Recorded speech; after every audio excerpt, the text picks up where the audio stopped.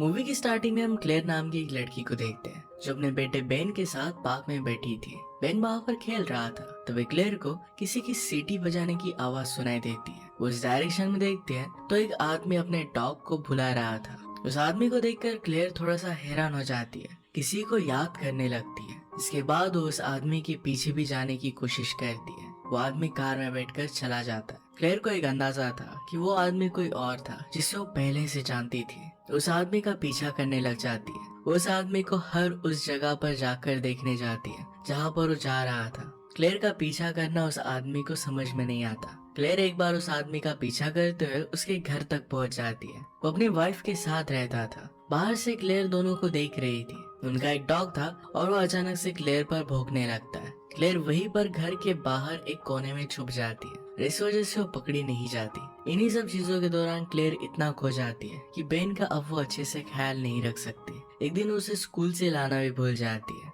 इसके बाद क्लेयर का हस्बैंड, उसका नाम था लुइस, उसका रीजन पूछता है। इस बात को क्लेयर टाल देती है। क्लेयर उस आदमी के बारे में जानने के लिए इतना डेस्परेट थी कि उसी आदमी के फैक्ट्री में एज अ वर्कर वो ज्वाइन कर लेती है। इसके बाद वो ज्यादातर समय उसी आदमी पर ध्यान रखती है कि वो कहाँ पर जाता है, कहाँ से आता है। ऐसा सब करते हुए क्लेयर एक दिन अपना प्लान एग्जीक्यूट करने का प्लान बनाती है। जब वो आदमी काम खत्म करके घर जा रहा था तब क्लेयर उसे अपनी हेल्प करने के लिए बुलाती है। तो कहती है कि मेरी कार खराब हो चुकी है। जैसे वो आदमी उसकी हेल्प कर रहा था तभी क्लेयर ने पीछे से उसके सर पर हथौड़ा मारा। वो वही बेहोश हो जाता है। क्लेयर फिर अपने कार के ट्रंक में उसे डाल देती है। ये सीन यहीं पर खत्म हो जाता है। उस जगह पर क्लेयर और उस आदमी के अलावा कोई भी नहीं था। क्लेयर को ये सब करते हुए किसी ने भी नहीं देखा था। क्लेयर अब उस आदमी को जंगल में लेकर आती है। काफी समय तक सोचने के बाद उस आदमी को मारने का डिसाइड कर लेती है। क्लेयर उसे बैक स्पेस से निकालकर एक गड्ढे में गिरा देती है। गिरने की वजह से वो आदमी होश में आ गया था। क्लेयर उसके सर पर गन लगा देती है और शूट करने के लिए रेडी थी। वो आदमी डर जाता है और क्लेयर से रोते हुए कहता है कि मैंने तुम्हारा क्या बिगाड़ा है, मुझे क्यों तुम मारना चाहती हो, शायद तुम किसी और को मारना चाहती हो, मैं वो आदमी हो ही नहीं सकता। ये सब सुनने के बाद क्लेयर अपने डिसीजन पर जरा डगमगाने लगती है। उसे डाउट था कि क्या ये वही आदमी है जिसे वो ढूंढ रही थी। क्लेयर ये बात कंफर्म नहीं कर पा रही थी और इसी वजह से उसे नहीं मारती। अपने गाड़ी के ट्रंक में डालकर उसे घर पर लेकर आती है।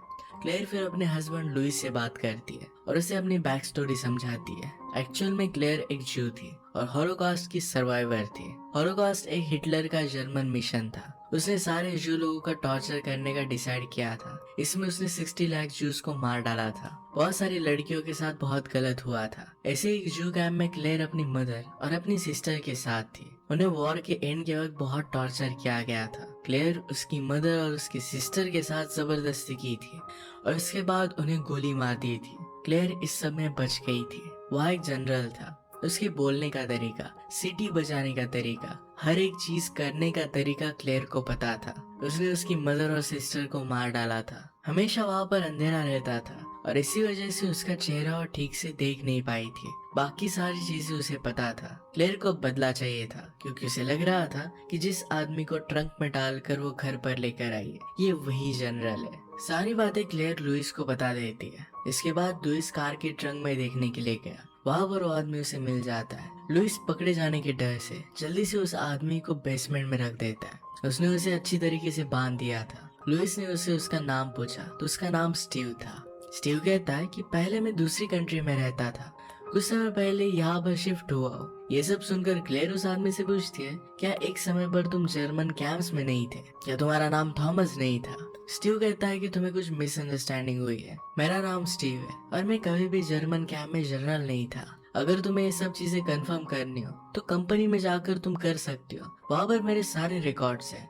अगर चाहो तो तुम मेरे पास्ट के बारे में भी पता कर सकती हो। क्लेयर इस बात पर गुस्सा हो जाती है। लुइस स्टीव को धमकाने की कोशिश करता है ताकि उसे सब कुछ सच सच बता दे। टॉर्चर करने के बाद भी स्टीव मान नहीं रहा था कि वही थॉमस है। इसके बाद वो स्टीव को वही बेसमेंट में छोड़कर सोने के लिए चले जाते हैं। लुइस सोचने लगता है कि शायद क्लेयर को मिसअंडरस्टैंडिंग हुई होगी। ऑलरेडी क्लेयर को इस सब चीजों का ट्रामा है। अभी भी उन चीजों से वो निकल नहीं पाई थी, इसलिए शायद वो स्टीव को थॉमस समझ रही थी। पर यहाँ पर क्लेयर को अपने आप पर पूरा भरोसा था। नेक्स्ट कुछ डेज में क्लेयर स्टीव को टॉर्चर करने लगती है। उसे सच बुलाने की कोशिश करती है पर स्टीव किसी भी बात को मान ही नहीं रहा था। वो हमेशा यही कहता रहता है कि वो थॉमस नहीं है। स्टीव अब दोनों के सामने रोने लगता है। वो कहता है कि मेरी फैमिली है, मेरी वाइफ है, मैं अकेला कमाता हूँ, मेरी वाइफ टेंशन में होगी, अगर तुम लोग मुझे जाने दोगे तो मैं पुलिस के पास भी नहीं जाऊंगा। ये सब कहने के बावजूद क्लेयर उसे छोड़ने के लिए बिल्कुल भी रेडी नहीं थी। एक मोमेंट पर मौका देखकर स्टीव चेयर से अपने हाथ बाहर निकाल लेता है। घर से भागने की वो कोशिश करता है, लेकिन दरवाजा बंद था,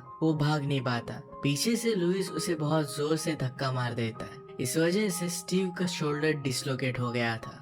वहीं पर दर्द से चिल्लाने लग जाता है। स्टीव के शोर से क्लेयर का नेबर बाहर आ जाता है। वो पूछता है कि क्या सब कुछ ठीक है। क्लेयर कहती है कि सब कुछ ठीक है। स्टीव को फिर से बेसमेंट में बांध दिया जाता है। लुइस स्टीव के डिसलोकेटेड शोल्डर को ठीक करता है, क्योंकि एज अ प्रोफेशन वो डॉक्टर था। अगले दिन वो स्टीव के बारे में पता करने लग जाता है। वो स्टीव के रिलेटेड इंफॉर्मेशन निकाल रहा था कि जैसे वो पहले कहाँ पर रहता था, जो भी स्टीव ने कहा था, क्या वो बातें सच थी, ये सारी चीजें वो चेक करता है। लुइस रियलाइज करता है कि जो भी स्टीव बता रहा है वो सचमुच में रियल है। वो फैक्ट्री में कुछ समय पहले ही ज्वाइन हुआ था और वो एक्चुअल में स्विट्जरलैंड से था। लुइस अब स्टीव को कोई दूसरा आदमी समझने लगता है। लुइस अब श्योर करना चाहता था कि क्या क्लेयर ये सब अपने ड्रामा की वजह से कर रही है, क्या ये उसकी मिसअंडरस्टैंडिंग हो सकती है। क्लेयर के ड्रामा के बारे में वो क्लेयर के डॉक्टर से बात करता है। डॉक्टर कहते हैं कि क्लेयर अभी भी पूरी तरीके से ठीक नहीं है। लुइस को भी लगने लग गया था कि शायद क्लेयर अपने ड्रामा की वजह से ये सब कर रही है। वो अब क्लेयर की बातों पर सोचना बंद कर देता है। दूसरी तरफ क्लेयर को 100% श्योरिटी नहीं थी कि स्टीव ही थॉमस है। यही उगलवाने के लिए अब उसे वो टॉर्चर करने लगती है। वो बहुत सारे अलग अलग तरीके अपनाती है और उसे सच बुलवाने की कोशिश करती है। सब कुछ करने के बावजूद स्टीव वही अपनी बातें दोहरा रहा था। इस सब के बीच क्लेयर बहुत ज्यादा गुस्सा हो जाती है, उसे बहुत बुरी तरीके से मारती है, जिससे उसके ऊपर निशान बन जाते हैं। इसके बाद लुइस घर पर आता है और वो देखता है कि स्टीव के शरीर पर चोट के निशान है। वो समझ आता है कि ये क्लेयर नहीं किया है, इसलिए वो बहुत गुस्सा हो जाता है और कहता है कि तुम्हारी वजह से इसे क्लिनिक तक लेकर जाना पड़ सकता है। लुइस क्लेयर से बात करने के बाद गुस्से में स्टीव से मिलने के लिए जाता है। फिर से वही सवालों को पूछने लगता है, लेकिन जवाब अभी भी नहीं बदलते। लुइस अब स्टीव से बात कर रहा था, तभी कुछ अनएक्सपेक्टेड हुआ। क्लेयर ऊपर के रूम में थे, तभी वहाँ पर एक पुलिस ऑफिसर स्टीव की वाइफ और क्लेयर के नेबर के साथ आता है। स्टीव काफी समय से मिसिंग था और उसकी वाइफ उसे ढूंढ रही थी। दूसरी तरफ क्लेयर के नेबर ने कल रात आवाज सुनी थी, कोई उनके घर से हेल्प के लिए चिल्ला रहा था। इसी वजह से पुलिस ऑफिसर यहाँ पर चेक करने के लिए आए हुए थे। क्लेयर उन लोगों को बता रही थी कि हेल्प की आवाज उनके घर से नहीं आ रही थी, वो रोड पर किसी रैंडम आदमी ने की होगी, क्योंकि मैं भी रात में घर से बाहर आई थी देखने के लिए कि कौन हेल्प के लिए चिल्ला रहा है। उसी वक्त क्लेयर अपने घर के वॉल पर खून का निशान नोटिस करती है। ये शायद स्टीव का ही था। क्लेयर उसे समहाउ छुपाने लगती है। ऊपर मेन हॉल में सब कुछ चल रहा था, तभी नीचे लुइस और स्टीव ये दोनों झगड़ रहे थे। उन्हें इसका कुछ भी आइडिया नहीं था कि ऊपर पुलिस ऑफिसर है। स्टीव से लड़ने के बाद लुइस उसका मुंह बंद कर देता है और ऊपर आता है। ऊपर आने के बाद सीधे उसके सामने पुलिस ऑफिसर ही थे। लुइस उनसे बात करता है। लुइस एक बहुत ही रिस्पेक्टेड और रिनाउंड डॉक्टर था और इसी वजह से उसे वो ज्यादा सवाल नहीं पूछते, वहाँ से जाने का डिसाइड कर लेते हैं। जाते वक्त ऑफिसर एक बात नोटिस करते हैं कि लुइस के सर पर एक चोट लगी थी और वो चोट अभी अभी लगी थी। ऑफिसर जब लुइस से इसका रीजन पूछते हैं तो लुइस अच्छे से इसका आंसर नहीं दे पाता। फिर भी ऑफिसर वहाँ से चले गए। अब क्लेयर को पता चल गया था कि स्टीव की वाइफ कौन है और उसका नाम रेचल है। क्लेयर रेचल से मिलने का डिसाइड करती है। वो चाहती थी कि स्टीव से उसकी वाइफ के बारे में जान सके, शायद उसे पता चल जाए कि स्टीव कभी जनरल भी था। ये सब सोचकर क्लेयर रेचल से मिलने के लिए गई। वहाँ पर उसे पता चलता है कि स्टीव की एक बेटी भी है, रिसेंटली उन्हें एक बेटा भी हुआ था। क्लेयर धीरे धीरे रेचल से स्टीव के बारे में जानने लगती है, लेकिन उसे कोई खास जानकारी नहीं मिलती। एक्चुअल में अब तक जो भी स्टीव ने बताया था वही सेम टू सेम चीजें रेचल से भी उसे पता चल रही थी। इस बात से वो बहुत डिसअपॉइंट हो जाती है। क्लेयर अब तक इस बात को मानने के लिए रेडी नहीं थी कि स्टीव वो जनरल थॉमस नहीं है। भले ही उसे उसका चेहरा याद नहीं हो, पर थॉमस ने उसके साथ जबरदस्ती की थी। उसकी हर एक आदत क्लेयर को पता थी। इन्हीं सब रीजन की वजह से स्टीव को अभी जाने देने के लिए रेडी नहीं थी। रात में जब लुइस क्लेयर से बात करने लगता है तब क्लेयर बताती है कि वर्ल्ड वॉर 2 के समय बहुत मुश्किल से उन्हें खाना भी नहीं मिलता था। किसी तरह उनके बहन और माँ ने वर्ल्ड वॉर 2 को सरवाइव किया था। जब वॉर खत्म हो गई तब उन्हें लगा कि वो लोग अब बच जाएंगे, लेकिन लास्ट डे जर्मन लोगों ने उनके साथ जबरदस्ती की और उन्हें मार दिया। इन सारी गोलियों में क्लेयर तो बच गई थी, पर उसकी फैमिली की डेथ हो गई थी। उसकी सिस्टर बहुत छोटी थी, इसी वजह से आज भी वो जर्मन्स पर बहुत ज्यादा गुस्सा है। लुइस को स्टीव से एक बात पता चली थी कि जर्मन वॉर में एज ए क्लर्क वो काम करता था, चाहे तो इस बात को वेरीफाई भी कर सकता था। स्टीव कहता है पर अब मेरा उन लोगों से कुछ भी लेना देना नहीं है। लुइन इस बात को एग्जामिन करने के लिए जाता है। क्लेयर रेचल के पास जाती है ताकि वो स्टीव के बारे में कुछ जान सके। क्लेयर रेचल से बात करने लगती है तो इसमें स्टीव ने उसे जो भी बातें बताई थी वही सब बातें फिर से रेचल उसे कह रही थी। यही बात करते वक्त क्लेयर की नजर रेचल की रिंग पर पड़ती है जो उसकी सिस्टर की रिंग की तरह थी। वो इसे नोटिस करती है पर उसकी सिस्टर की रिंग नहीं थी, पर एक चीज गौर करने जैसी थी कि उस पर जू साइन बना हुआ था। क्लेयर को लगता है कि शायद रेचल जू है। अगर स्टीव जर्मन जनरल था तो ये कैसे पॉसिबल है कि किसी जू औरत के साथ वो शादी करे। इस बात से उसे और भी लगने लगता है कि स्टीव थॉमस नहीं है। क्लेयर उस रिंग की बात को याद करते हुए घर पर आती है। स्टीव को फिर से सच बोलने के लिए कहती है, उसे टॉर्चर करने लग गई।